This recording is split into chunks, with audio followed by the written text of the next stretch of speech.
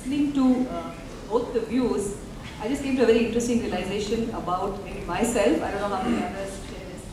But I actually feel, that more and more I find there are very similar skills or competences. Sorry, I've worked in HR for some time, so I use that term often, which I actually use on both fronts. So if I take what you just said, that it's emotions at home and it's work in the office, if I just think about what do I need to do to deliver results at work, a lot of it is about managing others, right? I mean, there's very little I can do on my own. As an individual contributor, I can't add much value. But I can add value to my organization, the team, through how I'm able to get results from the whole team, help the team develop potential, help the team produce results that the client wants. What do I need to do at home? I mean, if my children are, they need to think about what's the right kind of area that they'd like to study in. They're feeling rejected because of some interpersonal problem in school. So what are the skills that I bring if I help them realize their potential versus what are the skills that I need in the office to help my team realize their potential? Are they really different? Probably not. Sometimes that's scary to me because it means maybe the boundaries are blurring for me. But I think that's the reality. And my personal experience, again, this is all very, very personal, but I feel that the lives of the family are maybe richer for being drawn into, sharing experiences of the workplace. So my memories as a child, that at the dinner table, my mother didn't work. My father would talk about what happened in the office. He would share stories of colleagues. And it was quite interesting to hear that. Right? I would feel my life was richer for that.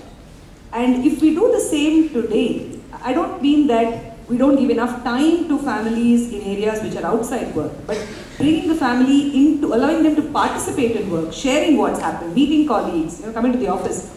I believe that their lives are actually richer for it. So I have a different view. Maybe it's somewhere between what both of you say. I think the boundaries have blurred and I don't think it's all bad. In fact, what I hear you saying, Padmaja, is that I deliberately bring my the skills of my work into my home and vice versa. I'm not sure it's deliberate. I'm not sure it's deliberate. I wouldn't take credit for doing it deliberately, but I think that some of these skill sets that are required are common. And maybe we don't realize it, but we do apply a lot of common. I can't be a different person at work, at home. I can't be a warm person at home and be unfeeling at work. It's the same me, right? It goes back to what I said. I mean, I can't say work is something and life is something else. Yeah. So what you're saying is that it is integrated for me. Every aspect of my life is a whole. Maybe I'm not able to see how it is otherwise. Yeah. So if any of the other panelists have a view, I'm not able to see how it can be otherwise. It's the same person. So let me go back to a bit of history before I come to the future. Like Priya, my father also used to work in a government company, Bhilai Steel Plant, a small town. And he used to go to work at 9 o'clock in the morning and be back home at 5 o'clock. And you could set your watch, believe me. And you could predict the traffic on the road. And if he didn't come at 5, my mother would start worrying, why isn't he home and what would have happened. And we didn't have telephones in those days, to call and find out what's the situation, where are you. From that situation, we grew to our first refrigerator at home. Then we grew to a black and white TV at home. Then we grew to a color TV at home. And then we wanted the Nike shoes. And then we wanted a car. And the wants and desires started growing rapidly. To the extent that, when I started to work, I said, now that I have my own money, and believe me, ladies and gentlemen, when I started as a management trainee, I started on a stipend of 2,800 rupees a month. Okay, but that was a world to me. That was a lot of money to me. And the first thing I did was I went and bought myself a Nike shoes. Nike was not sold in India. There were smuggled goods shop in Mumbai, in some road I forget, and I went there and bought my first pair of Nike shoes for 500 rupees in those days. Then, if I were to look at my own children, so what happened is, when I started to work, I lived for myself. And when I got married, I lived for my wife.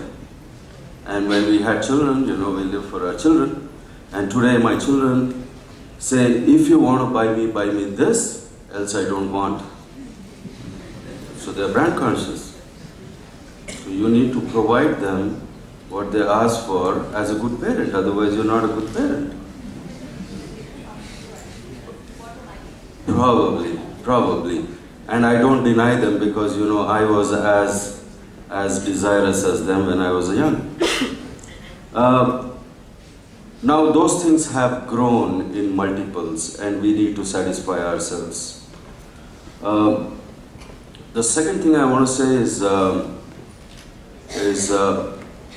you know, how much is enough is a question that you need to ask yourself. I don't think any one of us can define that for you. Nobody can define it for me and I can't define it for anybody else. If Mr. Mittal says that working gives him pleasure and that is his hobby for 24 hours, I would say that is because it's his own company. I get a salary.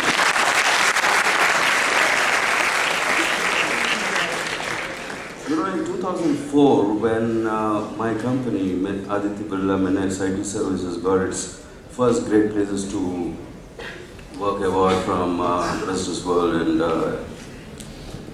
it was that Great Places to Work Institute. I was asked to come and make a presentation on work-life balance. So, you know, at least from 2004, we have been talking on this subject. And we haven't found a balance yet.